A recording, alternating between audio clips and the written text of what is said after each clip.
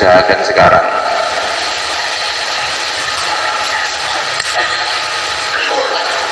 Banyak orang itu punya usaha. Ada yang usaha siang malam dalam pertanian, ada yang usaha siang malam dalam perdagangan, ada yang usaha siang malam dalam politik, ada yang usaha siang malam dalam macam-macam hal. Tetapi semalakan Allah Ta'ala, usaha yang tertinggi, usaha yang terbesar, usaha yang teragung, yang kita tidak akan menyesal selama-lamanya, usaha mencari ridha Allah.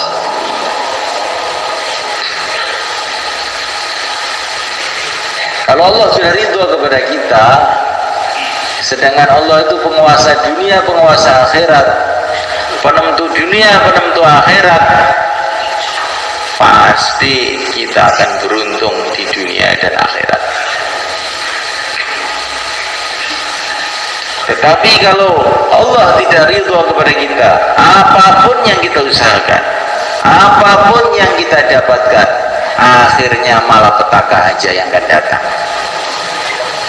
Kalaupun kita mendapatkan dunia dengan segala isinya, tetapi kita tidak mendapatkan ridha Allah, pencipta dunia, penguasa dunia ini, pasti kita akan celaka.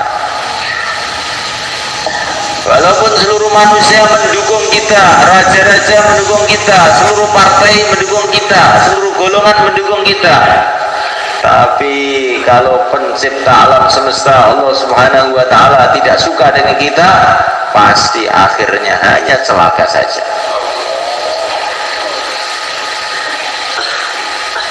Ini yang harus kita tanamkan. Nggak mungkin kita akan bisa selamat kecuali dapat ridha Allah. Nggak mungkin kita akan bisa sukses urusan apapun kecuali kalau kita dapat ridha Allah. Maka Nabiullah Isa alaihissalam memberikan nasihat kepada sahabat-sahabatnya yang sibuk dalam urusan-urusan macam-macam. Kamu ini dunia nggak mau, akhirat nggak mau. Kamu ini dunia nggak mau, akhirat nggak mau. Mereka terkejut, ya Nabi Allah, kalau akhirat nggak mau tuh ya benar, kita memang sibuk urusan dunia aja. Tapi kata Tuhan, dunia pun nggak mau. Ini maksudnya bagaimana? Dunia ini milik Allah, akhirat milik Allah. Ketika kamu menjauh dari ridha Allah, sama saja dengan kamu nggak mau dunia, nggak mau akhirat.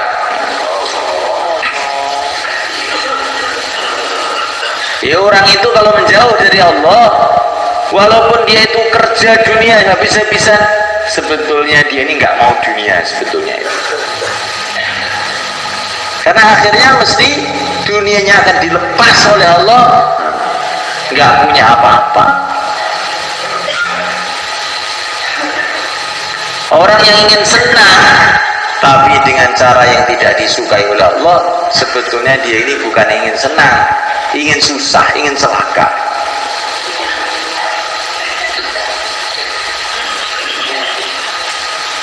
Ya, oleh karena Allah Ta'ala, ini harus kita pahami betul-betul. Saya itu ingin senang, nggak mau susah-susah amal agama. Oh, keliru kamu. Agama ini justru supaya kamu senang. Kamu dapat ridha Allah, Allah penguasa dunia, kamu senang di dunia.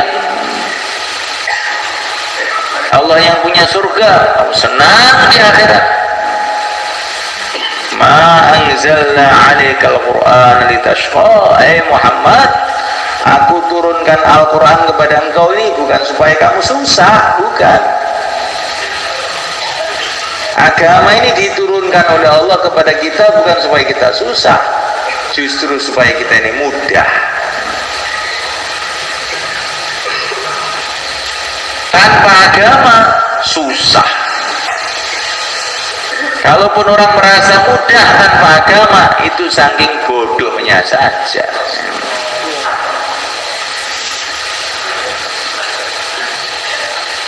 bahkan tidak ada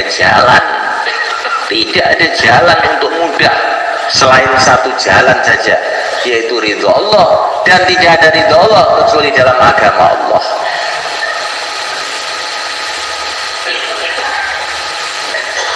Sudah, ini umpama Allah itu memudahkan kita di dunia ini.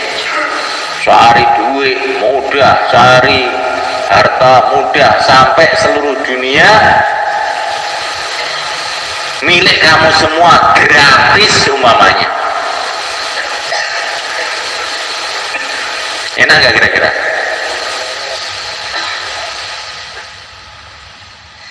Hartanya tambah banyak, hartanya tambah banyak, hartanya tambah banyak, tetapi umurnya tambah tua, umurnya tambah tua, umur tambah tua,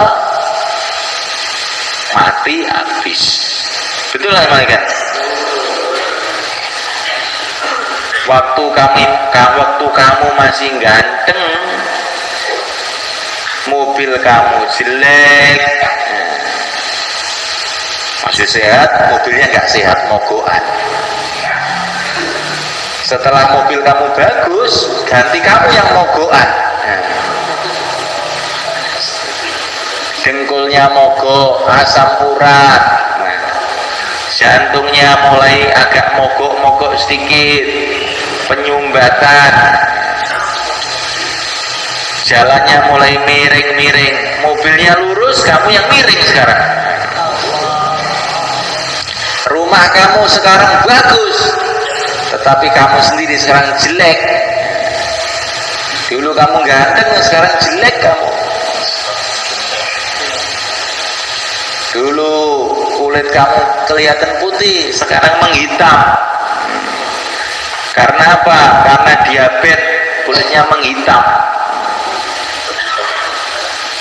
Sudah tidak seger lagi, dilihat sudah males orang melihatnya. Memang rumah kamu tambah baik, tapi kamu malah jelek. Inilah hasilnya orang dunia. Kemarin itu saya dikasih tahu ada seorang pengusaha besar di Jakarta. Oh, perusahaannya di mana ada, di mana-mana ada itu. Orang kaya betul. Dia mengatakan waktu saya muda mau makan nggak ada yang dimakan. Sekarang makanan banyak, tapi makan nggak bisa juga, karena oleh Pak Dokter nggak boleh. Hanya minum air putih saja sekarang ya. Dan makanan pun, makanan yang enak-enak nggak boleh, hanya makanan cair saja, bubur. Itu sapinya beribu-ribu sapi, ini makan daging sapi nggak boleh. Coca-Colanya itu trontonan, nggak boleh minum. Kalau mau bikin sambal 1 kuintal pun bisa, tapi perutnya nggak kuat, kena sambal dikit langsung mual. Maka saya bilang itu belum, sebentar lagi ke neraka itu. Karena orang kafir ini yang bilang itu. Ini belum ini. Ya. Sudah waktu muda kamu bersusah payah kerja, tua bersusah payah sakit, mati bersusah payah ke neraka. Itulah nasibnya orang yang ingin mencari kebahagiaan bukan dengan agama Allah. Kalau orang mencari kebahagiaan dengan agama Allah, muda, hafalkan Quran, wirid, etikaf, keluar 4 bulan. Oh, kamu masih muda di masjid saja, nikmat Pak di masjid, menghadap kepada Allah, bagaimana tidak nikmat? Malam-malam orang pada tidur, dia zikir, subhanallah, subhanallah. Kamu kok sergap sekali? Bukan sergap Pak, ini nikmat ini. Masya Allah. Tambah tua tambah gembira, karena dia tahu tambah tua tambah dekat dengan kuburnya, maknanya tambah dekat dengan surga. Tambah tua wajahnya tambah cerah, gembira, tersenyum aja. Kamu kok tersusum aja, ada apa? Sudah tua. Kenapa tua? Kalau sudah tua ini mau berangkat menyusul Rasulullah, bagaimana nggak senyum? Nah, senyum terus tua tuh.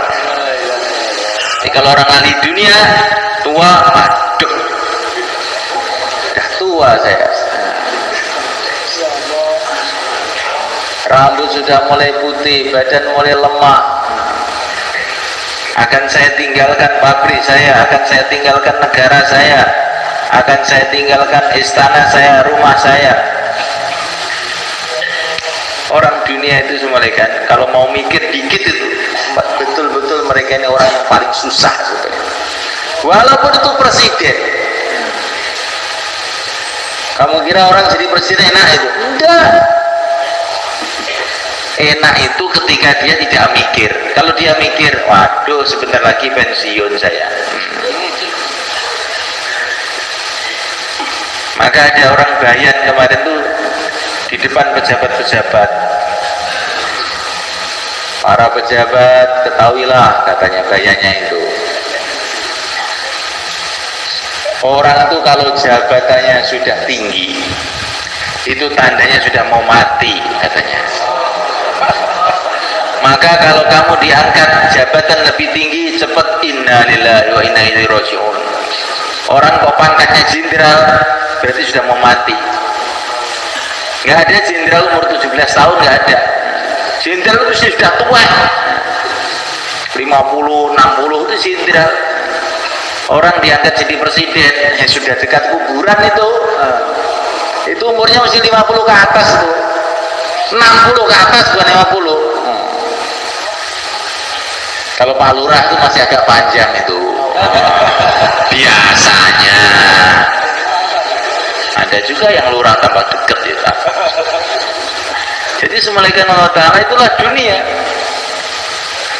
Maka orang yang membanggakan dunia yang satu aja, orang yang bodoh, nggak mikir. Dunia ini bisa dibanggakan untuk siapa? Untuk orang yang nggak mau mikir. Para ulama mengatakan setelah di dunia ini ada makhluk yang namanya kematian, sebetulnya dunia ini sudah tidak ada yang pantas dibanggakan.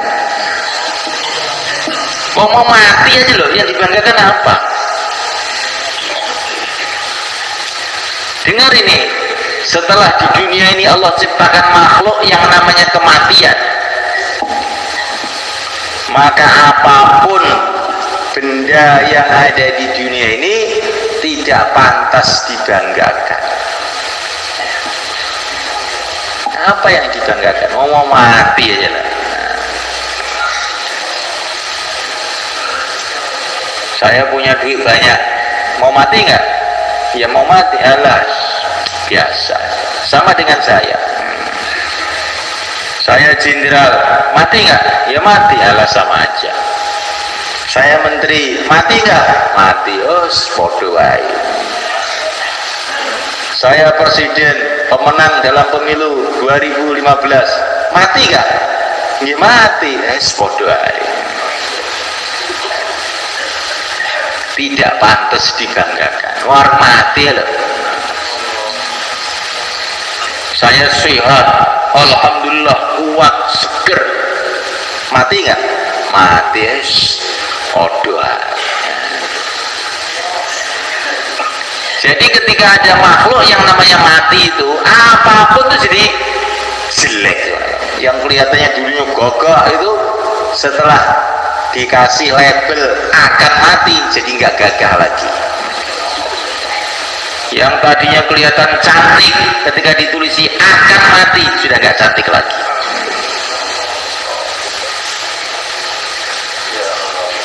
Jadi kalau ada orang yang kamu banggakan, benda yang kamu banggakan, kamu tulisi akan mati, nah, nanti jadi nggak bangga lagi.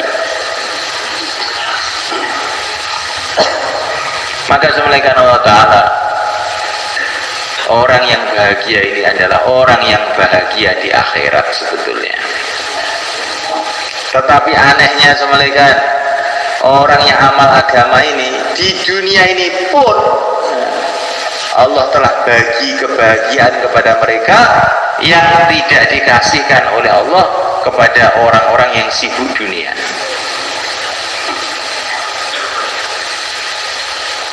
Karena orang beriman itu malaikat,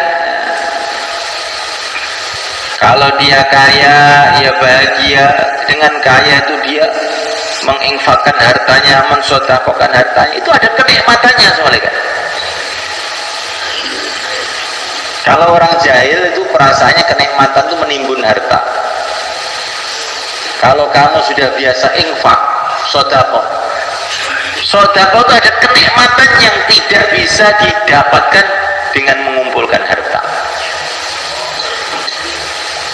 Sedekah itu seperti birah tuh sebenarnya. Kamu taunya enaknya makan sate gulai, oh kalah dengan nikmatnya birah sebetulnya. Ngising, ngerti ngising? Nek uang gak mangan telung dino ngombe tok jek betah, tapi nek gak ngising telung dino, oh nggo rumah sakit.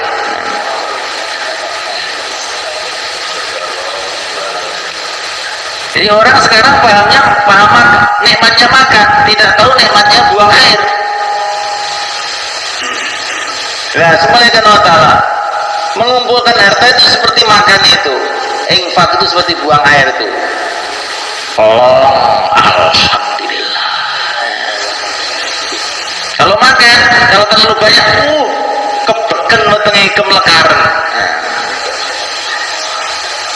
Jadi kita ini kalau mengumpulkan dunia kok lebih dari keperluan kita, langsung kayak enak tengku parken. Tapi kalau namanya membuang di WC, alhamdulillah. Ini contoh saja semuanya kan, supaya kita ini berpikir, jangan perasaannya itu nikmatnya itu dalam mengumpulkan harta aja. Mengumpulkan harta itu nikmat kalau secukupnya aja, lebih nggak nikmat. Masa jam 3 malam di sawah, masa nikmat itu? Pegawainya sudah pada pulang, masih di kantor urak-urak ngitung duit, itu nikmat? Itu bukan kamu punya kantor, kamu itu dipenjara oleh kantor. Bukan kamu punya pabrik, kamu itu dipenjara oleh Allah di pabrik kamu. Gara-gara nggak mau itikaf di masjid, kamu harus itikaf di pabrik. Dihukum kamu itu orang hukuman, narapidana kamu itu. Narapidana nafsu kamu sendiri. Tapi gak kroso perasaannya saya punya pabrik. Kamu itu loh ditahan di pabrik, bukan punya pabrik kamu itu. Saya punya sawah 10 hektar, kamu itu bukan punya sawah 10 hektar. Kamu itu dihukum untuk macul di sawah 10 hektar. Setelah sawah itu kamu paculi semua, kamu tanami semua, Israel datang terus disuruh minggat, dibawa ke kuburan sana. Kamu nggak boleh bawa sawah. Berarti kamu itu sebetulnya pekerja gratis di sawah, nggak digaji. Sawah itu baru ada nilainya kalau sawah itu untuk sedekah, sawah itu untuk amal, baru ada nilainya. Kalau sawah hanya sekedar kamu garap, kamu miliki, kamu itu sebetulnya pekerja kasar yang nggak digaji. Setelah kamu kumpulkan semua, kuburan, nggak punya apa-apa. Kamu itu loh disuruh kerja di sawah berpuluh-puluh tahun kok mau aja nggak digaji. Ya ini sawah saya sendiri. Kata siapa? Itu bukan sawah kamu. Coba kamu tunggu sebentar lagi, kan bukan sawah kamu itu.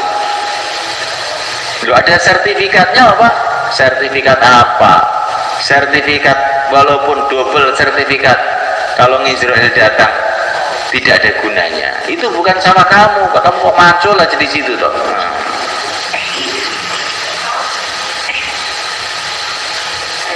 Maka semuanya Allah Ta'ala kesuksesan, kebahagiaan sebetulnya itu hanya kalau kita ini berjalan di jalan menuju surga, nggak ada lain. Sehingga kita dapat ridho Allah, hidup kita di dunia penuh dengan barokah. Kalau kaya sedekah, tenang, plong. Kalau miskin malah seneng. Orang miskin masuk surga sebelum orang-orang kaya. Kalau sehat senang untuk ibadah, kalau sakit berguguran dosanya, senang juga. Di orang iman tuh senang tuh isinya. Yang menyusahkan untuk orang yang tidak beriman, itu bagi orang beriman menyenangkan. Sayyidah Rabi'ah Al-Adawiyah radhiyallahu ta'ala berjalan ke sandung batu, beliau tersenyum, padahal ini kakinya itu berdarah.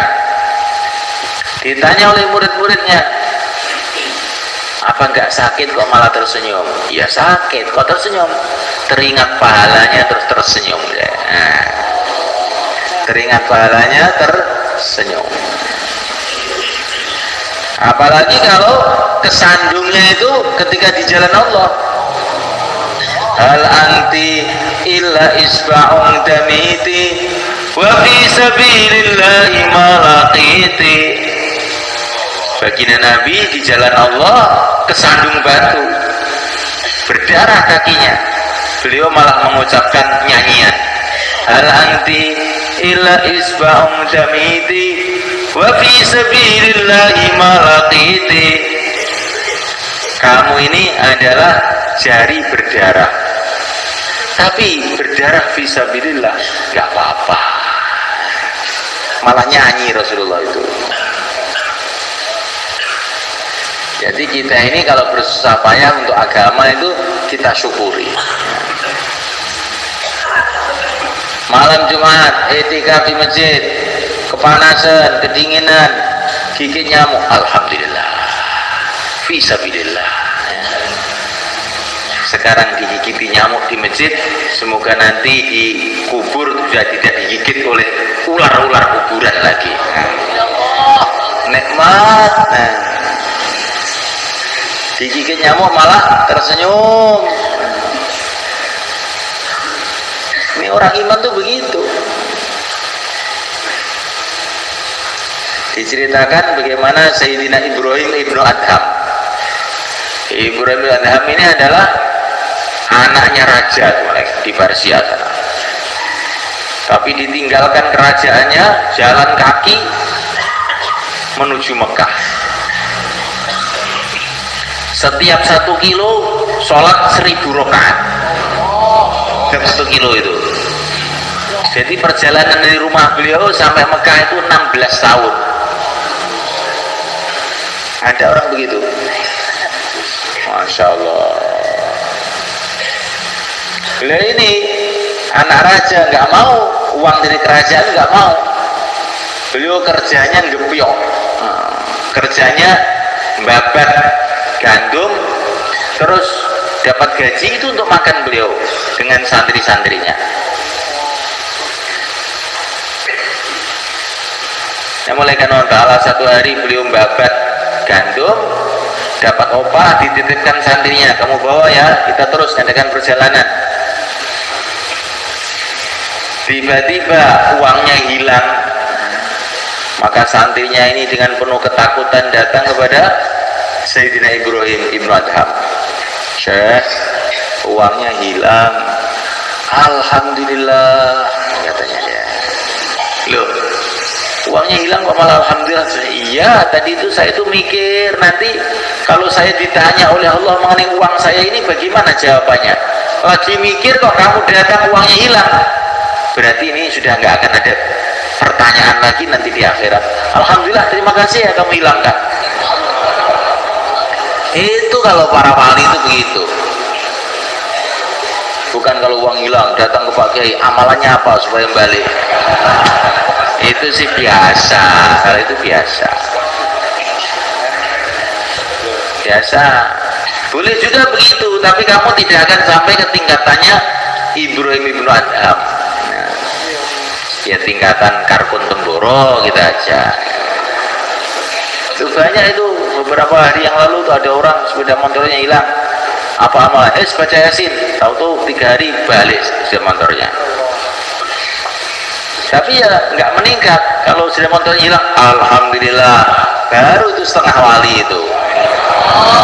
Belum wali betul, setengah aja. Jadi semulaikan Allah Subhanahu Wa Taala, kehidupan ini nikmati dengan kefahaman. Walaupun pahit, kalau kamu tuh paham jadinya itu enak. Walaupun manis, kalau kamu tuh tidak paham jadinya pahit. Uangnya sudah banyak, rumahnya sudah besar, tapi kamu tidak paham, timbul kerakusan dalam hati, ingin lebih baik lagi rumahnya, ingin lebih banyak lagi hartanya, maka yang manis itu jadi pahit. Tapi kalau orang itu paham, yang pahit-pahit jadi manis. Susah-susah di dunia nggak apa-apa, setiap kesusahan di dunia ini mengurangi kesusahan di akhirat, malah seneng aja jadinya.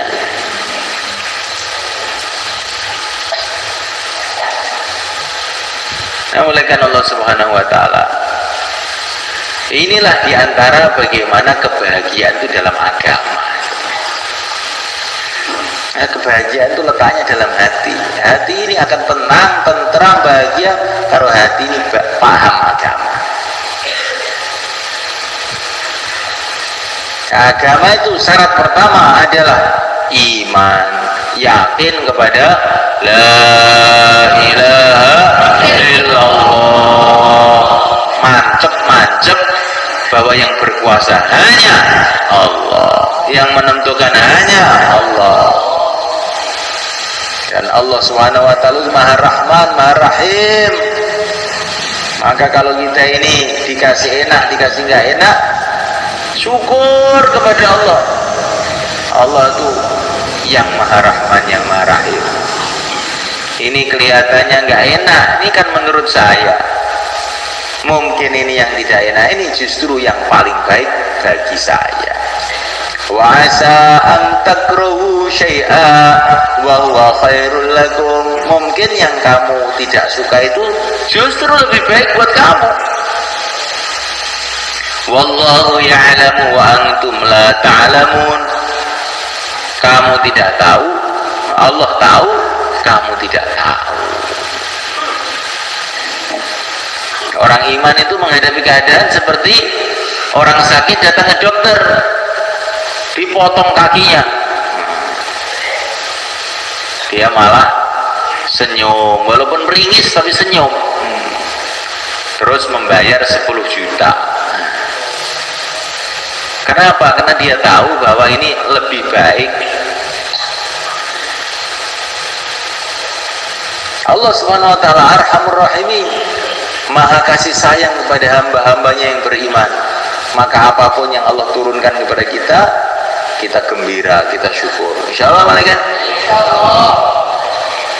Kalau syukur itu menunggu senang, wah, kamu tidak akan pernah syukur. Tapi syukur itu dasari bahwa Allah itu Maha kasih sayang, Maha tahu apa yang baik untuk saya. Maka orang yang begitu syukur terus.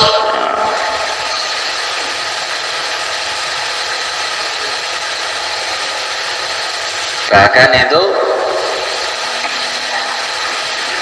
dalam kesulitan-kesulitan dia merasakan kebahagiaan ketika dia yakin bahwa Allah yang Maha Rahman, yang Maha Rahim.